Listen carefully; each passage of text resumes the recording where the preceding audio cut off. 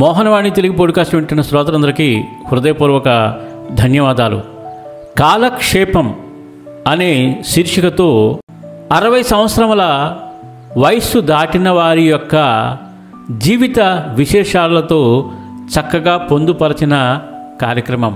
ఈరోజు శీర్షిక పేరు అజ్ఞాత కవి.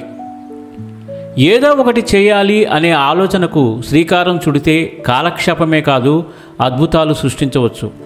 ఇక్కడ 60 సంవత్సరాలు నిండిన ఒక వృద్ధుడి జీవితాన్ని, అతని మనోభావాల్ని, కుటుంబ ప్రేమని స్పృశించేలా హృదయానికి హత్తుకునే కథను వినిపిస్తున్నాను.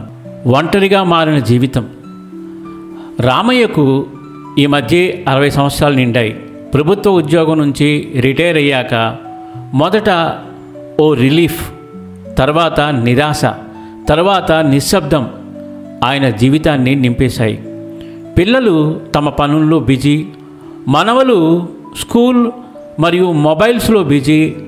భార్య సతీమణి సీత రామయ్యను ఎంత ప్రేమించినా అతని లోపల ఖాళీని గుర్తించలేకపోయింది. రామయ్య గారికి ఏమీ తోచడం లేదు. తన జీవితం అంతా ఇప్పటి వరకు క్షణం తీరిక లేకుండా గడిచిపోయింది. కాలక్షేపం అస్సలు అవ్వడం లేదు.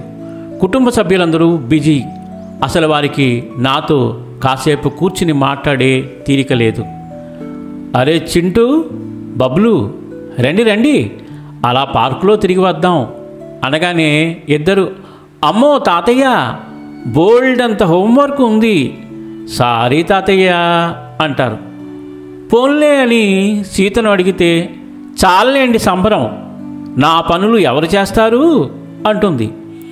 తిరిగే కాలు, తినే నోరు ఊరుకోదని, ఏదో ఒక కాలక్షేపం పెట్టుకోకపోతే పిచ్చెక్కుతుందని అనుకుని నిదానంగా తన గది వైపు నడిచారు రామయ్య గారు. అది ఒక చిన్న గది. ఒక పెద్ద కళ సాకారంకు శ్రీకారం చుట్టింది. ఒకరోజు తన పాత రైటింగ్ ప్యాడ్ తీసుకుని చిన్న చిన్న సంఘటనలు, పాత జ్ఞాపకాలను రాయడం ప్రారంభించాడు రామయ్య.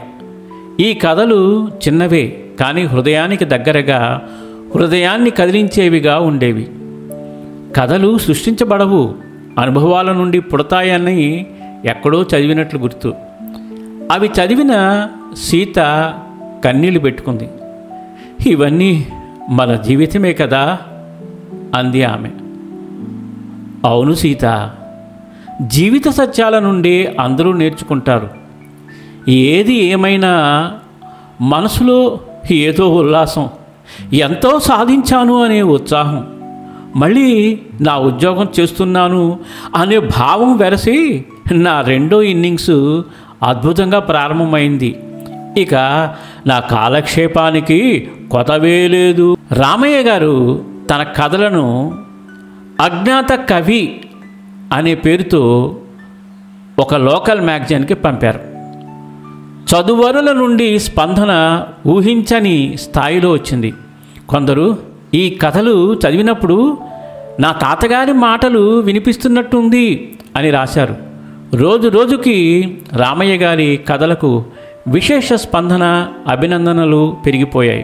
ఒకరోజు మనవడు చింటూ వచ్చి, తాతయ్య, ఈరోజు మా టీచర్ ఒక కథ వినిపించారు. అది విని మా క్లాసులో అందరం ఏడ్చేశాము, మా టీచర్ కూడా. ఇంతకు ఈ కథ రాసింది ఎవరో తెలుసా? చింటూ తాతగారు, రామయ్య గారు అని చెప్పేటప్పటికి మా ఫ్రెండ్స్ అందరూ, మీ తాతయ్య ఎంతో గ్రేట్రా, మాకు కూడా మీలాంటి తాతయ్య ఉంటే బాగుంటుంది అన్నారు. తాత, నీ కథల మీద యూట్యూబ్ ఛానల్ చేద్దాం, నేనే సహాయం చేస్తా అన్నాడు. వీడియోలు చేసే పనిలో రామయ్య మనవడితో కలిసి హుషారుగా మారిపోయాడు. అతని కాలక్షేపం అనేక మందికి వెలుగునిచ్చే వేదికగా మారిపోయింది. ఒక మనిషి జీవితంలో కాలం కంటే ఆ కాలాన్ని ఎలా గడిపామన్నదే ముఖ్యమని రామయ్య తెలుసుకున్నాడు. ఆయనకు కాలక్షేపం కాదు, కాలాన్ని జ్ఞాపకాలుగా మలచే సాహసమే మొదలైంది. పిల్లలు, మనవళ్ళు ఇప్పుడు తాతగారి దృష్టిని ఆకర్షించారు. ముందు కన్నా ఎంతో గౌరవ భావంతో చూస్తూ ఆయనతో రోజు గడపలేకపోయామని భావన లేకుండా సంతోషంగా ఉన్నారు. రామయ్య ఇప్పుడు ఒంటరిగా లేడు. ఆయనలో ఓ రచయిత, ఓ బంధువు, ఓ శక్తివంతమైన మానసిక దార్శనికుడు ఉన్నాడు. వృద్ధులు కాలక్షేపం కోసం బిజీగా ఉండాలని కాదు, తమ నైపుణ్యాన్ని, అనుభవాన్ని, భావాలను వ్యక్తపరిచే మార్గాన్ని కనుగొనాలని. ఎందుకంటే ప్రతి జీవితం ఒక కథ చెప్పాల్సింది ఉంది. ఇంత అద్భుతమైన కథ, మనసుకు హత్తుకునే కథ విన్నారు కదా. ఈ కథలోనే చెప్పాను, ఈ కథ అనేది కల్పితం కాదు, ఒక మనిషి యొక్క అనుభవాల నుండి పుట్టిన కథ.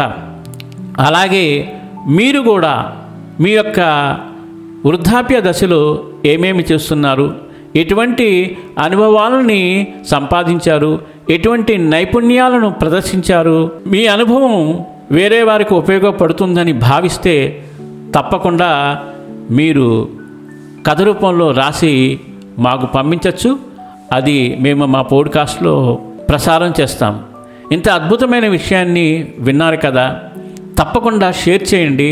మన ఛానల్లో చాలా పెద్దవాళ్ళు, అంటే అందరూ కూడా మనకి అబౌవ్ 50 years ఉన్నవాళ్ళు చాలా ఎక్కువ మంది చూస్తున్నారు. సో తప్పకుండా వాళ్ళకి ఇన్స్పిరేషన్ కలుగుతుంది. వాళ్ళల్లో కూడా మనం చైతన్యం కలిగించిన వాళ్ళు అవుతాము. కాబట్టి అందరికీ షేర్ చేయండి, వినండి, వినిపించండి, వింటూనే ఉండండి. మోహనవాణి తెలుగు పోడ్కాస్ట్ మీరు వింటున్నారు. మోహనవాణి. సర్వే జనా సుఖినో భవంతు, లోకా సమస్త సుఖినో భవంతు. ధన్యవాదాలు. స్వస్తి.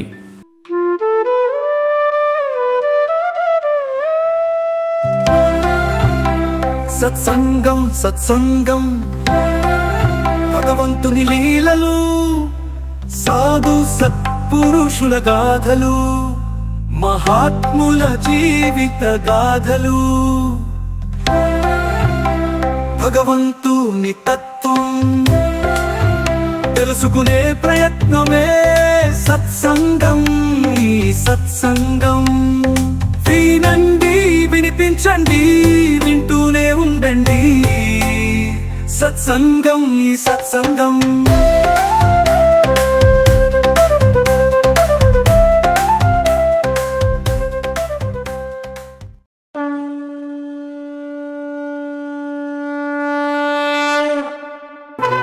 వినుడు వినుడు శ్రోతలారా, మహాభారత కథలు మన మనుగడ కోసం అందించిన కథలు. శూరులు, ధీరులు, వీరుల చరితలు, మన కృష్ణయ్య బోధించిన బోధలు.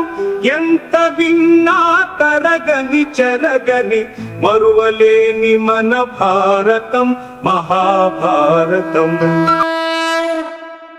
మోహనవాణి తెలుగు పోడ్కాస్ట్ వింటున్న శ్రోతలందరికీ హృదయపూర్వక ధన్యవాదాలు. వినండి, వినిపించండి, వింటూనే ఉండండి. మోహనవాణి తెలుగు పోడ్కాస్ట్ మీరు వింటున్నారు. మోహనవాణి.